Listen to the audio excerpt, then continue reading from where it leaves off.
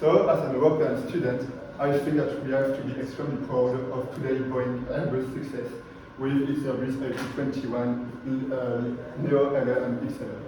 Thanks to its payload range capacity, this is what we can call a great success.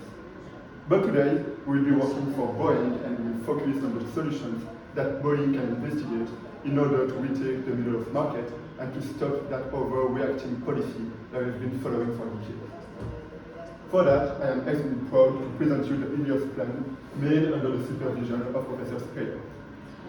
This plan will be made of two steps, the first one the B1000 and then the B2000. The objective of the first airplane will be to retain existing Boeing customers, and then we will have the B2000 entering later into market that will completely retake and dominate the middle of market. And this is a great possibility to bring back the famous if it hand Boeing and not going, but also to prove the world that the aeronautical sector can be part of the solutions to global warming. To tackle this, today's presentation will be made of three parts. First one, pre-study of the requirement, then we will study the B1000 and the B2000, and lastly we will review the further improvements. And if we start directly with the pre-study, we can see that from the market analysis there is a huge demand for new airplanes, mainly on the middle of market as you can see here. We decided that Boeing should more focus on the European and American market, that is its core market, but also considering the Asian market. As what we wanted is to retake here the middle of market that used to belong to Boeing thanks to the 757 and the 767 as you can see here. Boeing has two possibilities, either to start a new derivative airplane or to start a clean sheet design from scratch. We will first consider the first solution to do a derivative airplane because this is what the industry would do. Because of the financing, this is much more easier to study a derivative airplane. Of course, a clean sheet design would allow Boeing to have a longer-term vision and to stop that overreaction policy that has cost the lives of several people because of the mass. But as we are doing a derivative airplane, we need to select what airplane we are going to modify. We have several choices with the 37, the 67, or even the 57 with a lot of pros and cons. And therefore, as there are no clear choice possible, we need to develop a method that we call the optimal factor method that allows to select the Dreamliner, the 7-8, that is considered as the best candidate that you can see here. To modify it, we will use the RGS software, and you can see here the shortened version. But first, we need to size the Dreamliner in RGS. Why? Because thanks to the reference of Piano and the BADA database, we will be able to validate the equations used in RGS, but also to adjust the parameters. With all these corrections that I consider, we have an error that is smaller than 5% on the relative consumption of the specific consumption. Then, as the conceptual statistical methods are adapted, we can size the -s, the shortened version. And we will estimate the takeoff weight based on the optimal factor. This is why we see that this is interesting to have that maximum takeoff weight inside the optimal factor. And then it will result in two subversions, the SS and the SL. The SL will have a slightly larger takeoff weight, and it will be able to fly up to 6,200 nautical miles. One could think that this is positive, this is more than the A321LR, but in reality we need to check the performance on the popular segment of the Airbus A321 on smaller range, about 300 to 400 nautical miles. And what we can see is that the consumption is actually higher. Therefore, we need to start a clean sheet design because we prove that even by heavily modifying the most optimal airplane for Boeing, we are not capable to reach the efficiency of the Airbus. Therefore, for the moment we are seeing first, thanks to the Dreamliner, we are able to have confidence into our result. Then we try to do the -s, the shortened version of the 787, but we see that we have poor performance. We cannot improve it with current state-of-the-art technology. Lastly, this is why we need to implement breakthrough technology in the B1000, but also taking into account the COVID impact, but also the potential change into the legislation. And we will start right now with the study of the clean sheet design. First, extremely important thing to select, this is what fuel we are going to use. Are we going for hydrogen, as Airbus is investigating, or electric, as Embraer is really looking at? No, in reality we will go for sustainable aviation fuel. First, because this is what Boeing is investigating no more. but also because we do not have that limitation on the payload range. We also have a positive impact on the global warming, on the carbon emission. This is quite important because ecology is also a societal responsibility, as I indicate. We will have some challenge for safe application. For example, reviewing all the parts. This is not only the fuel system with the pump, but also all the part that is using the fuel as cooling material, for example. And we also have some challenges with the production, with the supply chain of SAFE that is quite limited for the moment. But hopefully, and this is maybe one of the first time that in the aeronautical industry, the legislation and the taxes could help to increase the production of SAFE. We also need to consider what could be the future impact, and because of hydrogen and electric that is pushing forward from the bottom, from small range and small payload, we should have an airplane that can be easily upscaled to longer range. Then you can see here the technology that we select. We study a lot of projects that we apply selection criteria to select the more interesting one. You can see that for the propulsion, what we will use is volume layer ingestion. You can see here that we have a third engine that will provide about 6% of the total thrust and that will absorb the boundary layer. A specificity of our model is that we will implement an open rotor. This is quite challenging compared to classical electric fan that is considered. For the mean propulsion of the B1000, we will use ultra-high bypass ratio gear to the fan. Of course, for the B2000, that is the second step, we will also implement open rotor as mean propulsion because of the know-how that Boeing will get from that third smaller engine. Then, for the fuselage, you can see that we will opt for a double fuselage with air reinforcement. It will present advantages for the weight, but also for the weighted surface of the fuselage. Lastly, for the wing, for the B1000 classical wing, high aspect ratio about 12, that is the optimal. For the B2000, we will go for braced wing, but also for laminar slotted airfoil in order to reduce the skin drag of the wing. And here it is. You can see the B1000. First, looking at the preliminary sizing, thanks to what we did on the Dreamliner, we can use the optimal factor method to estimate the takeoff weight. Then we've seen in the development of the Dreamliner that it would be interesting to have a formulation to estimate, this is important, the takeoff thrust, then to be able to scale the engine. We actually developed it also, and it allows to have the estimation of the takeoff thrust. Then for the component, for the wing, landing gear, vertical tail, this is part of the same technology as the Dreamliner, so we are using this coefficient that we've been deriving. For the tail, we need a T-tail that we will re-engineer from other projects in order to avoid interferences with the third smaller open rotor engine.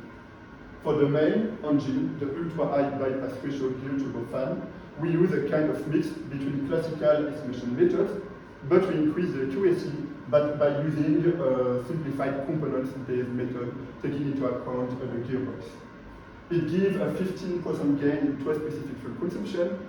We are engineers, when we've seen a 15% gain, we need to have like red light and to analyze it. And this is indeed because in the literature, they are not considering the power taken off from the engine, like the bleed air or the electricity. In that case, we need to take it into account. And the 2% could also be because of the higher drag of the nacelle that you have compared to a non-installed engine. As you can see, this is a quite interesting model, but with a range that is far too large compared to what was targeted. This is simply because we use the optimal factor method that was derived from the D8. But we have a huge difference between the D8, that is the double-double on the aircraft, to the B1000. We have a lot of new technology, therefore we need a new method, and we will simply estimate the mass of fuel weight that is required using a specific fuel consumption. We have here the reduction that we are targeting, and again we are using, you see how important the Dreamliner part was, because we are using the same correction. If we look at the result, we can see that we have a highly capable and adaptable cabin with 260 passengers in full economy and with an interesting range of 5,000 nautical miles. We need to check, of course, compared to the Airbus popular market where we are. This is these two segments with 202 passengers. This is a dual cabin, and you can see that we are 15% more efficient in the fuel consumption. We have higher adaptability thanks to the cabin that can be arranged and to have premium economy, for example. And we have higher capability thanks to the maximum range that can be achieved. Of course, we always need to have a second plan, a second step, to think one step ahead. And this is why we are developing the B2000 that will be even further. You can see the first version, where we'll go maybe too far, indeed, with canard wing, with thrust brace wing and slotted laminar airfoil, with boundary layer ingestion, and what you can see is that we are combining the main propulsion of the thrust with boundary layer ingestion with only two engines. This is a nice, very high-performing aircraft, but we have several problems. First, of stall and stability because of the canard and the wing position that is limited, but we also have a lot of interferences. We could study them, but what we need is advanced CAD design that cannot be done in a preliminary or conceptual design. And we have also that famous quote from Dassault that I really appreciate. What is the decision? It is therefore to prefer confidence instead of performance at all costs, and yield implementation challenges are too large. Therefore, we will do a B2000B that is already quite well improved, but we are not going to consider canards, and also we will have two underwing podded open motor, and a third one for the boundary layer ingestion as the B1000. We also have the improvement of the slotted airfoil, and a very important component is the open water with the thrust that need to be provided. And based on the literature, we reach a reduction of the thrust-specific fuel consumption of 34%. This is far too large as a reduction. We discussed it a lot with Professor Speyer, and it is hard to understand why this value is so underestimated. But therefore, we prefer to select the value that CFM and Safran engineers have given in the entretien de Toulouse. That is a 20% global gain, not in thrust-specific fuel consumption, but in the global consumption of the aircraft compared to the LEAP. And if we compare the B2000 to the B1000, what we can see is that we are more than 20% more efficient in terms of specific fuel consumption. And compared to the Airbus A321, we have a good success of between 30 to 45% more efficiency. And there it is. Thanks to the development of the B1000 and the B2000, we've seen the implementation challenge that was solved thanks to the sizing of the Dreamliner. We've seen some innovative method to compute the thrust and the takeoff weight that was always cross-checked with the literature as much as possible. And we study also the classical conceptual method. It allowed to have confidence instead of performance at all cost. Looking at performance, apart from the boundary layer ingestion and open water, the gains are always assessed separately.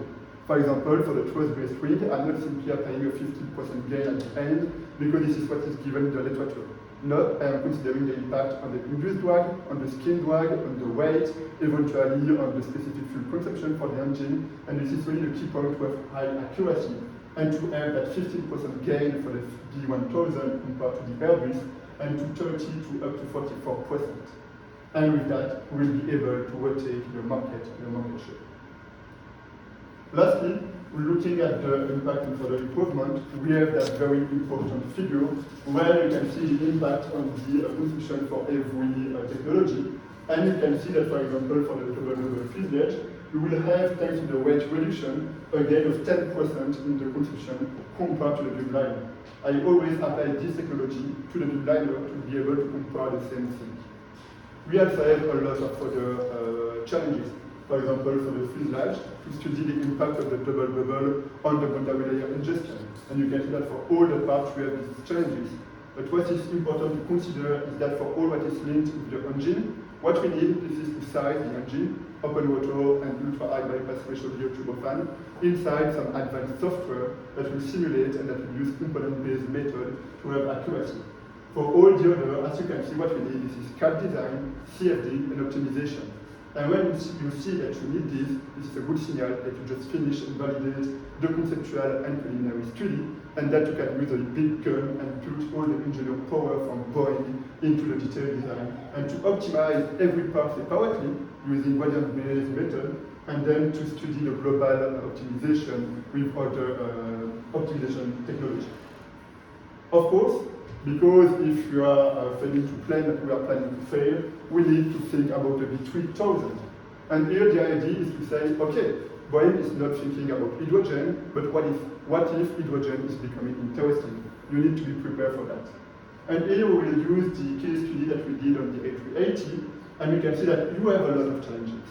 You can maybe tackle this by optimizing the combustion of the hydrogen before putting this in tank. But the big problem that remains, this is the range. You have a limited range with hydrogen. You cannot do anything about that. This is because of the weight of the tank.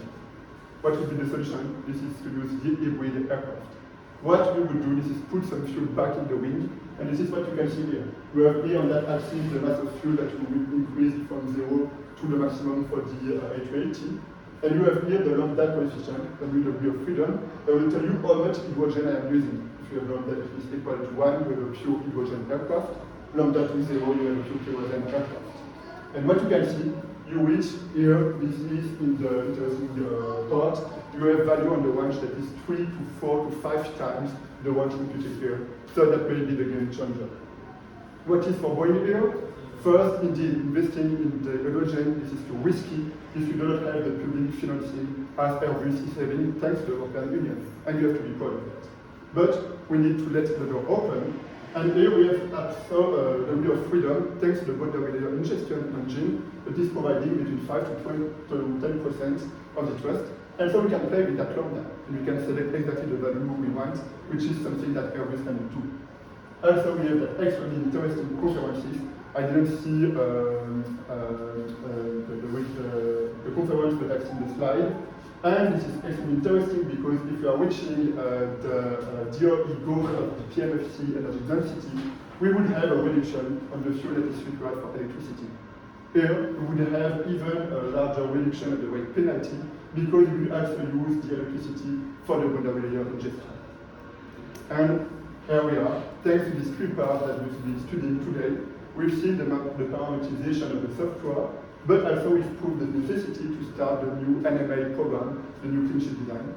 We've been studying the technology that could be implemented, and we select this for Boeing, and we have studied the implementation effect and a potential B3000 potential gain assessment.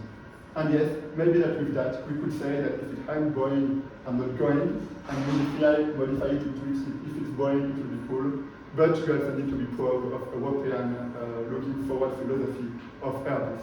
Thank you for your attention. Thank you. I think you made it rather quickly.